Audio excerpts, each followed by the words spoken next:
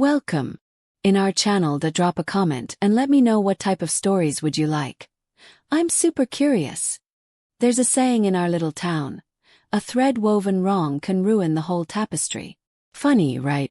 A saying about mistakes in a place where everything already feels like it's held together by loose stitches. My life has always felt like one long fraying thread. I'm Nadia. You've probably never heard of me. No one really has.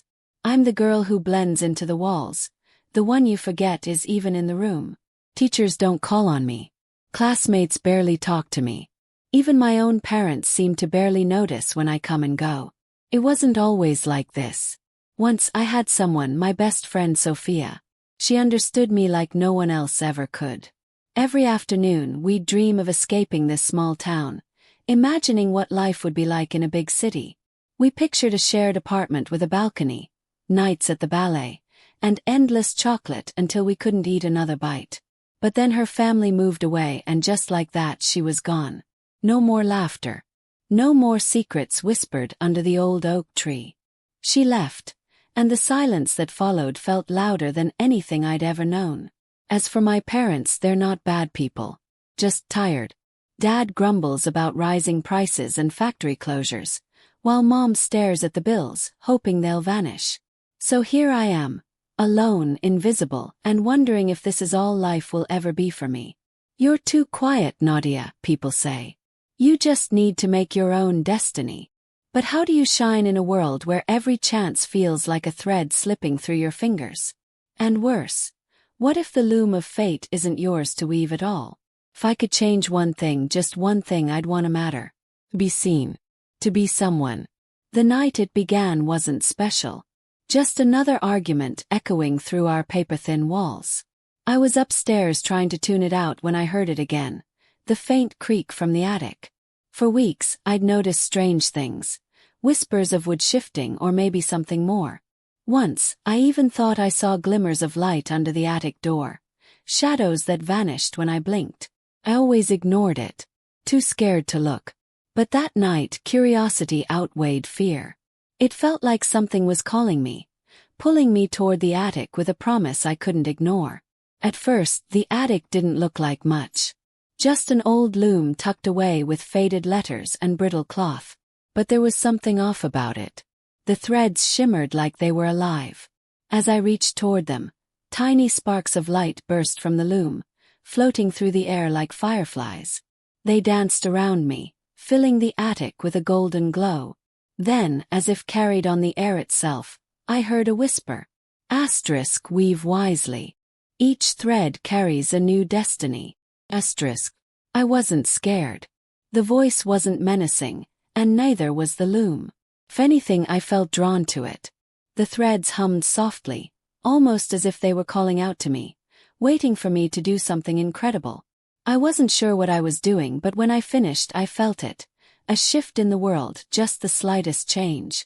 The next day, Maria, a classmate who'd never said more than 2 words to me, smiled and waved. It was small, sure. But for the first time I felt noticed. Was this the loom's doing? Or just a coincidence? Maria never seemed the type to smile at me before. But what if it wasn't chance? I needed to know for sure. It couldn't be a coincidence this time. The loom was waiting for me, like it had been expecting my return. I placed my hand over it, tracing the outline just like I did before. The golden light flashed again, just as it had the first time. The next morning at school, something strange happened. A pair of classmates I barely knew waved and spoke to me. Hey Nia. I love how you did your hair. Thank you. It couldn't be a coincidence. The loom was real and it was powerful. Once you start weaving, it's hard to stop. Why would you? I tried another pattern this time, for my mom. She'd been passed over for promotions for years. But within the week she came home with news. I never thought this would happen for us. It's a miracle. Suddenly, there were fewer fights at home.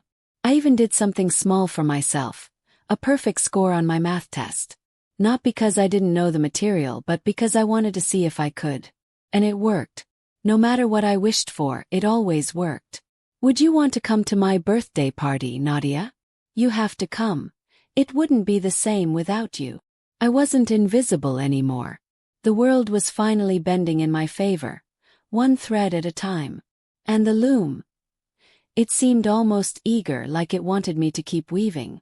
Asterisk, weave wisely. Each thread carries a new destiny. Asterisk.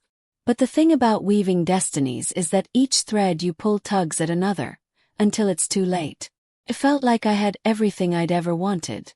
My teachers adored me for being top of the class. I had more friends than I could count. My parents were earning more than ever. Everyone seemed to hang on my every word. Life wasn't just good, it was perfect. Or so it seemed. Nadia, can you sit with us at lunch today? We really want to hear about your morning classes. Sure, why not? I love you guys. So weird to think there was a time when we weren't friends. Yeah, we've always been friends, haven't we? I was so confused. It was like their memories had been rewritten. They didn't just like me now. It was as if they'd always liked me. And that felt weird. Were there memories they now had? Of our friendship from before the loom, that I didn't? After that strange moment with my friends, I couldn't stop thinking about Sophia. Maybe, just maybe, the loom could bring her back to me. That night I climbed back up to the attic. The loom glowed softly, as if it had been waiting for me. Asterisk, weave wisely. Each thread carries a new destiny. Asterisk. I didn't hesitate this time. Yes, I know. I want Sophia to move back. The next morning the impossible happened. Sophia was back. Just like that. Felt like a dream come true. Sophia. I can't believe it, you're really here. Do I know you? She didn't remember me. Not even a little. It was as if every moment we'd shared, every laugh, every dream had been erased. I didn't know where else to turn. The loom had always worked before. But now Sophia didn't even know me. It was like I'd wished her into a life where I didn't exist. I thought about telling my parents everything. Mom, Dad. Can we talk for a minute? I feel like I've messed something up. I need to talk to someone. What is it, honey? I think it's the loom upstairs. I think it's changing things. And I don't know what to do. Oh, sweetie. Let's get the chandelier we talked about. The one from the artisan downtown. Imagine how it'll dazzle everyone when they walk in. And I've been looking into buying a villa by the lake. We can go there in the summers. Would you like that? You can bring your friends. Oh yeah, that would be great. Then it's done. I'll talk to the realtor tomorrow. What did you want to talk about, Nadia? Nothing. As I listened to my parents excitedly talk about all the new things we could buy, I glanced around and thought about everything the loom had given me. Given us. Sure, it still hurt that Sophia didn't remember me. But maybe those memories were meant to stay in the past. I had a new life now. New money, new friends. Years passed, and life just kept getting better. I graduated at the top of my class, just as the loom had promised. I thrived on it all. I moved to the city, just as I had always dreamed. My parents bought me an amazing apartment, and I started a job as a museum curator. I barely ever used the loom anymore. I didn't need to. It felt like I was getting a fresh start in a place where I could finally figure out who I really was. Here in the city I had new friends. Friends that I didn't even use the loom to get. People liked me. They always invited me out, wanted to be around me. I was in love with my life. I felt like it couldn't get any better. And then I met him. Hey, my books are always trying to make an escape. You okay? Oh, I'm fine. More importantly, are the books okay? They've been through worse. I'm Matteo, professional book dropper. Nadia, aspiring flower crusher. Nice to meet you. There was something about him, something different. We started talking and it felt so easy, so natural, like we'd known each other forever. As we talked, I learned more about Matteo. He was new to the city too, chasing a dream of opening his own bookstore. Matteo was kind and funny, and he had this quiet determination about him. He wasn't flashy or loud, but everything he did felt genuine. He told me about his family, a big, warm, chaotic group back in a small Italian village, and how he'd saved every spare coin to come here. He wanted more than just a job. He wanted a life he could be proud of. The more time I spent with Matteo, the more I realized how much we had in common. He had a way of listening, really listening, that made me feel seen in a way I had never felt before. A way I hadn't even realized I had been missing. I felt like I'd met the perfect guy. Then came the day I met Isabella. Oh, of course he has a girlfriend. How could he not? I should have been happy for him. I was happy for him. But deep down, there was this tiny, selfish part of me that ached, a part that wondered if things had been different. If I had met him first, would it have been me sitting beside him? How do you know each other? Oh, we just met. But it feels like we've known each other for years. It wasn't fair. Meeting him felt like fate, and yet fate had already chosen someone else for him. Matteo and I quickly became close. We talked almost every day and hung out every other day. Isabella joined us sometimes, but her job kept her busy. Honestly, I preferred it that way. I liked having Matteo's full attention. One day he even surprised me by visiting me at work. So, this is where you disappear to every day, surrounded by old things. You say that like it's a bad thing. Some of these old things have more stories in them than we do. I don't know. I think I've got a few good stories in me. Oh yeah. Like what? Like the time I walked into a museum and forced the lovely curator into giving me a private tour. This was dangerous, being around him like this. So easy, so natural. It made it impossible to ignore what I really wanted, to be with him. This was woven over 400 years ago. Every thread was placed by hand. The amount of hard work it took to make this, it takes my breath away every time. Wow. Can you imagine that kind of patience? No, I can't. I guess it's true what they say, right? All good things take time. Maybe that was my answer. Maybe I didn't have to force things. Maybe if I just waited long enough, fate would work itself out. But no matter how much time we spent together, no matter how easy it felt, at the end of the day he was still dating Isabella. I told myself to be patient, to wait. But for how long? Maybe fate needed a little help. I didn't want to hurt Matteo or Isabella. And I wasn't trying to take something that wasn't mine. Matteo and I were supposed to be together. I just needed things to change a little. Asterisk, weave wisely. Each thread carries a destiny. Asterisk, I just want her to leave. That's all. No harm. No pain. Just a shift in fate. The next morning, I wondered if the loom had worked. Would there be some sign? Some shift in the air?